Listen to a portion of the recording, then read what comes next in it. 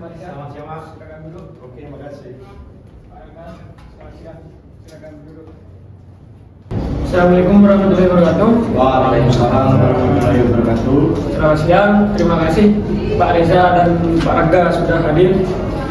Hari ini kita tidak datang untuk mencari siapa yang benar dan siapa yang salah di antara Pak Reza dan Pak Rangga, tetapi untuk mencari jalan yang baik dan mencari solusi agar hubungan persaudaraan ini tetap terjaga.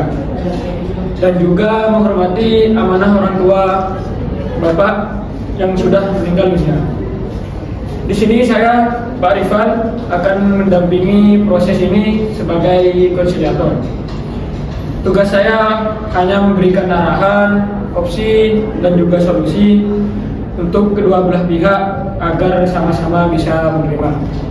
Apakah Bapak-Bapak siap untuk memulai proses konsiliasi ini? Pak Reza siap? Saya siapa? Pak Rangga? Saya juga siap, mudah-mudahan hari ini nemu titik terangnya. Baik, sebelumnya saya ingin menjelaskan aturan singkat saja ya, agar keduanya ini lebih paham. Di sini kita berbicara bergantian, ada waktunya, jadi jangan berbicara bersama. Yang kedua, tidak ada serangan secara pribadi. Kemudian yang ketiga, semua yang dibahas di sini bersifat terbuka dan untuk solusi ke depannya. Dan yang terakhir, tujuan kita di sini adalah untuk mencapai perdamaian di antara keduanya, bukan kemenangan di antara salah satu pihak. Ya, win-win solution lah. Apakah Bapak sudah paham, Pak Reza? Pak, saya sudah. Pak Rangga paham? Sudah paham. Kali ini saya akan memberikan kesempatan masing-masing untuk menjelaskan duduk persoalan dari perkara ini dari sudut pandang Bapak masing-masing. Mungkin yang pertama Bapak Reza terlebih dahulu. Baik, Bapak Rival, terima kasih. Masalah ini berawal sejak ayah dan ibu kami meninggal. Harta warisan terdiri dari 3 bidang tanah, tabungan, dan beberapa aset lain. Sampai sekarang belum pernah dibagi secara jelas, Bapak. Ada di antara saudara kami yang menguasai sebagian besar aset tanpa memberikan laporan atau pembagian. Saya dan Bapak Rangga sudah beberapa kali mencoba menyelesaikan secara kekeluargaan, tetapi selalu buntu dan berujung bertengkar, Bapak. Karena itu kami menggugat, bukan karena ingin bermusuhan, tetapi kami ingin hak kami. Baik, itu saja yang ingin dijelaskan Pak Reza, tidak ada tambahan lagi. Untuk sementara itu, Bapak. Oke, mungkin selanjutnya Pak Rangga ingin menjelaskan dari sudut pandangnya sendiri. Betul apa yang disampaikan Pak Reza. Kami ini sebenarnya sudah sabar bertahun-tahun. Orang tua kami bekerja keras selama hidup dan rasanya kok tidak pantas kalau anak-anaknya ribut hanya karena pembagian tidak jelas. Kami hanya ingin semuanya transparan. Berapa nilai hartanya, apa saja asetnya, bagaimana pembagiannya. Kami tidak ingin lebih dari bagian yang semestinya. Kami hanya minta keadilan dan kepastian. Baik, terima kasih Pak Rangga. Apa ada yang ditambahkan lagi? Sudah Cukup ya. Ini karena persoalannya agak sensitif ya di sini ya, warisan. Baik, Bapak. Jadi sebelum kita masuk ke pembahasan inti, izinkan saya bertanya kepada Bapak Reza. Bapak Reza, apa yang paling Bapak rasakan selama konflik warisan ini berlangsung? Yang paling saya rasakan kecewa, Pak. Kecewa karena urusan keluarga yang seharusnya bisa dibicarakan dengan baik-baik malah jadi rumit, Bapak. Saya merasa hubungan persaudaraan kami menjadi renggang, Bapak. Begitu ya, Pak Reza? Iya. Menurut Bapak Rangga gimana? Saya juga merasa capek. Sudah terlalu lama masalah ini menggantung. Saya ingin keluarga kami rukun. Tapi pembagian ini harus jelas. Itu Bapak. Baik, jadi izinkan saya memberikan pendapat saya di dalam kasus ini ya. Bapak. Dalam banyak kasus waris, masalah bukan pada nilai hartanya saja, tetapi kurangnya komunikasi antara Bapak Reza dengan Bapak Rangga, dan seringnya terjadi kesalahpahaman di antara kedua bapak ini. Saya ingin mengingatkan, orang tua meninggalkan harta bukan untuk memecah belah, tetapi untuk menjadi manfaat bagi anak-anaknya. Di hadapan mereka dalam sana, mereka pasti sakit jika melihat anak-anaknya bertengkar karena masalah harta saja. Yang paling mahal itu bukan harta warisannya, tetapi hubungan saudara di antara Bapak Reza dan juga Bapak Rangga. Saya ingin kita semua menjaga nilai ini selama proses konsiliasi ini berlangsung. Baik, berdasarkan berkas yang saya terima, harta peninggalan orang tua Bapak ini terdiri dari 3 bidang tanah, tabungan, kendaraan dan perhiasan, serta peralatan rumah tangga. Apakah Bapak Reza mengakui adanya daftar ini? Iya, Pak. Benar ya? Nah, Menurut Pak Rangga, benar? Sesuai yang kami ketahui itu benar. Sekarang pertanyaannya, apakah Bapak berdua setuju untuk melakukan penilaian appraisal independen agar tidak ada pihak yang merasa dirugikan? baik, saya sangat setuju, Bapak. Saya juga setuju. Itu yang kami harapkan. Oke, selanjutnya kita lanjut ke tahap yang berikutnya, yaitu pembagian harta warisan. Ada 2 pendekatan. Yang pertama, musyawarah keluarga berdasarkan kesepakatan, bisa disesuaikan dengan kebutuhan Bapak Reza dan juga Bapak Rangga. Kemudian yang kedua, pembagian menurut hukum waris Islam. Laki-laki mendapat 2 bagian, tapi karena semua ahli waris di sini laki-laki, maka pembagian bisa dipertimbangkan. Menurut Bapak Reza, pendekatan mana yang Bapak Reza lebih merasa nyaman dan adil lah bagi Bapak Reza? Kalau menurut saya, kita selesaikan secara musyawarah dulu. Kalau jika mentok permasalahan ini tidak selesai, baru kita selesaikan secara hukum. Menurut Pak Rangga, apakah setuju dengan pendapat Pak Reza atau memiliki pilihan lain? Saya juga sepakat, yang penting adil. Ya. Berarti keduanya sepakat ya untuk menggunakan musyawarah terlebih dahulu ya? Baik, Bapak. Setuju. Berarti kita membagi berdasarkan nilai-nilai appraisal, kemudian menyesuaikan kondisi masing-masing. Ini tentunya nantinya bisa fleksibel. Saya ingin bertanya kepada Bapak Reza terlebih dahulu. Setelah nantinya pembagian ini disepakati, apakah Bapak berdua bersedia menghentikan konflik dan kembali menjaga hubungan persaudaraan ini? Saya sangat-sangat ingin hubungan kami itu baik-baik saja, kembali seperti dulu, Pak. Bapak Rangga?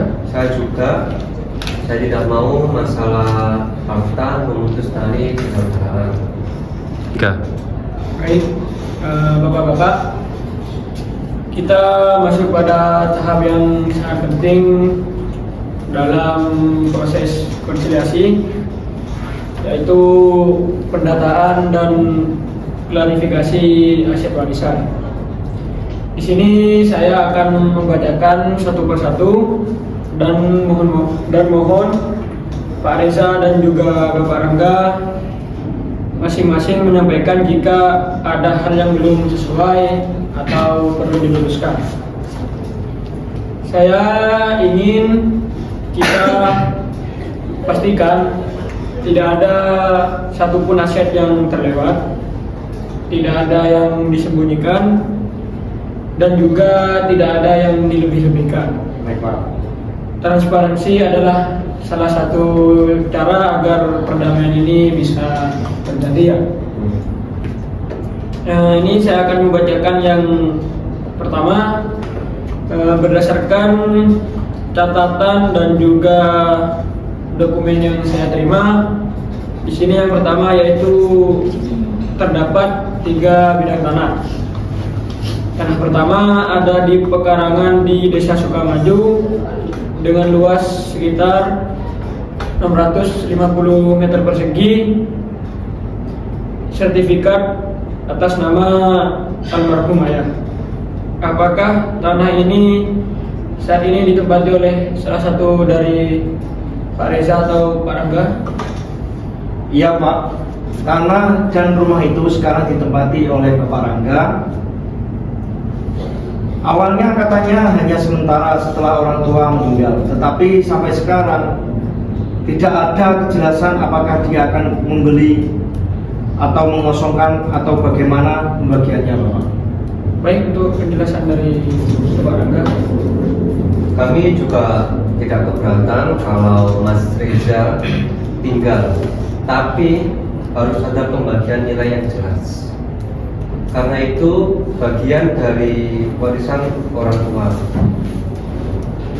Baik, berarti di poin pertama ini ada aset fisik yang ditempati oleh ahli waris. Ini perlu pendekatan yang lebih ya, karena di sini menyangkut tempat tinggal seseorang. Tanah yang kedua yaitu sawah di Blok Karanganyar, luasnya 1.500 meter persegi. Pada laporan bahwa selama 3 tahun hasil panennya dikelola oleh dari salah satu saudara yaitu Bapak Reza atau Bapak Rangga. Apakah benar sawah ini telah dikelola tanpa adanya laporan pembagian? Mungkin dari Pak Reza terlebih dahulu. Betul Pak, kami tidak pernah mendapat laporan berapa hasil panennya setiap musim. Padahal menurut adat keluarga kami, hasil sawah orang tua itu seharusnya dibagi rata sebelum warisan dibagi. Itu Bapak. Baik, Pak Rangga. Setidaknya kami ingin transparansi, tidak menuduh apa-apa, tapi kami ingin tahu berapa pendapatan selama bertahun-tahun itu. Saya catat dalam banyak kasus seperti aset sawah ini memang seringkali menimbulkan perselisihan karena dianggap sesuatu yang menghasilkan, sehingga pihak yang lain merasa dirugikan jika dari salah satu pihak tidak memberikan laporan hasilnya. Kemudian di tanah yang ketiga, tanah kosong di perbatasan kota, luasnya 300 meter persegi tanpa adanya bangunan. Nilainya tinggi karena letaknya di dekat jalan raya. Kemudian juga ada kabar bahwa ditawar oleh seorang investor. Apakah tawaran pembelian itu pernah dibicarakan secara resmi oleh Bapak Reza? Tidak pernah Bapak. Kami hanya dengar dari tetangga bahwa ada pengusaha yang menawar rumah itu Bapak. Tapi tidak pernah ada transparansinya Bapak. Baik, Bapak Rangga, apakah pernah dibicarakan tentang tawaran itu? Betul, dan itu yang membuat kami semakin khawatir ada informasi yang ditutup-tutupi.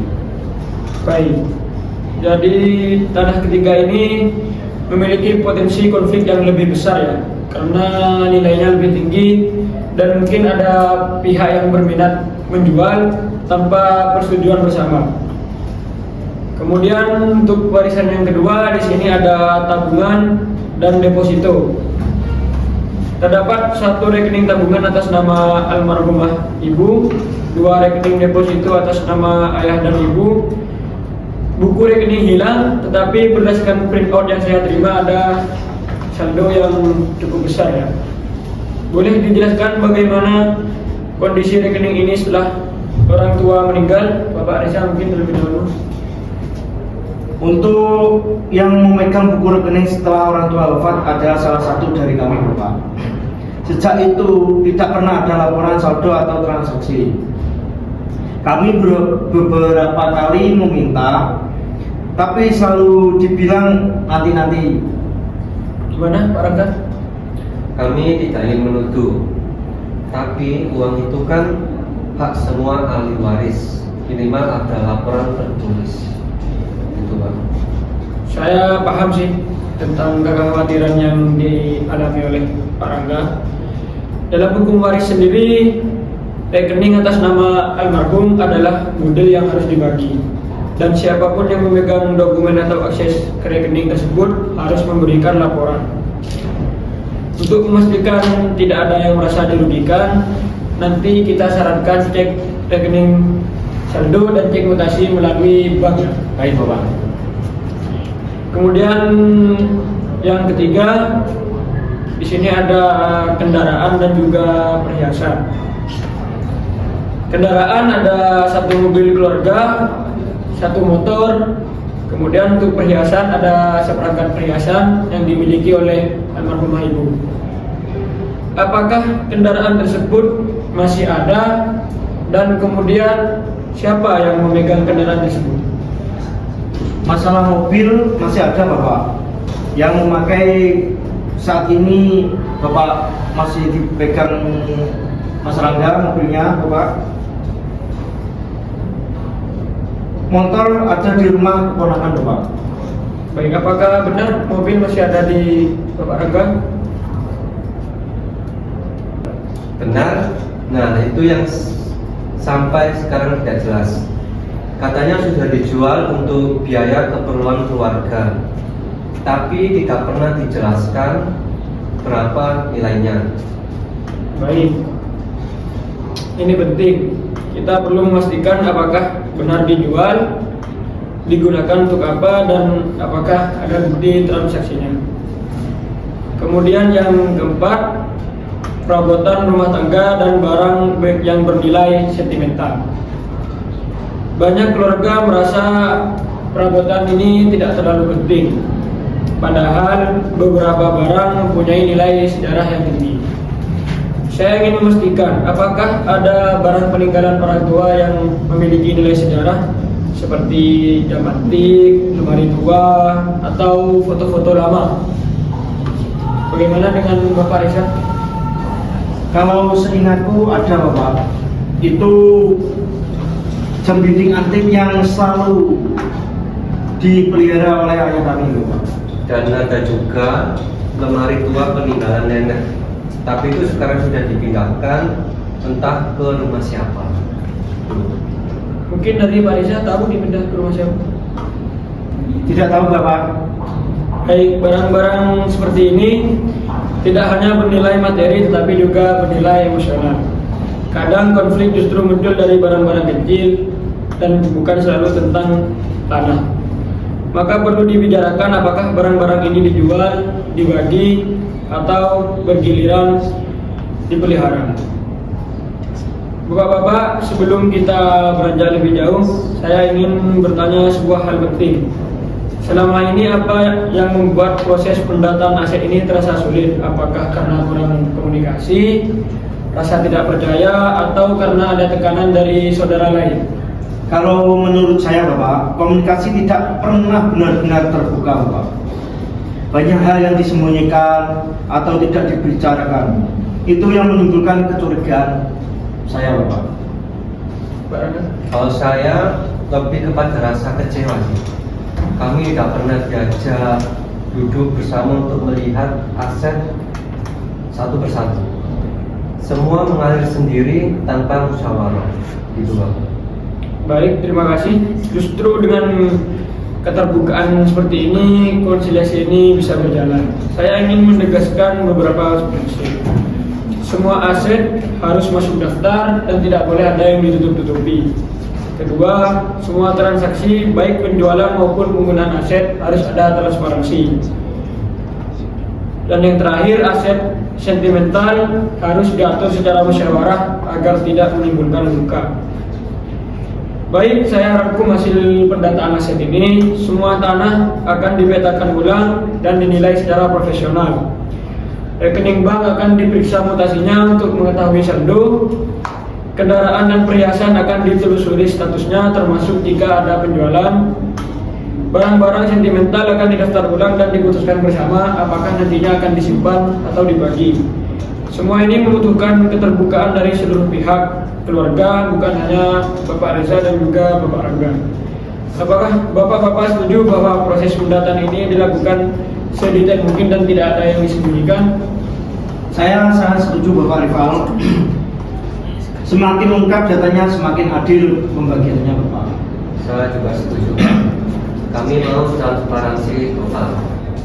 Ya syukur kalau begitu, karena ini merupakan salah satu komitmen yang paling penting lah di dalam konsiliasi ini.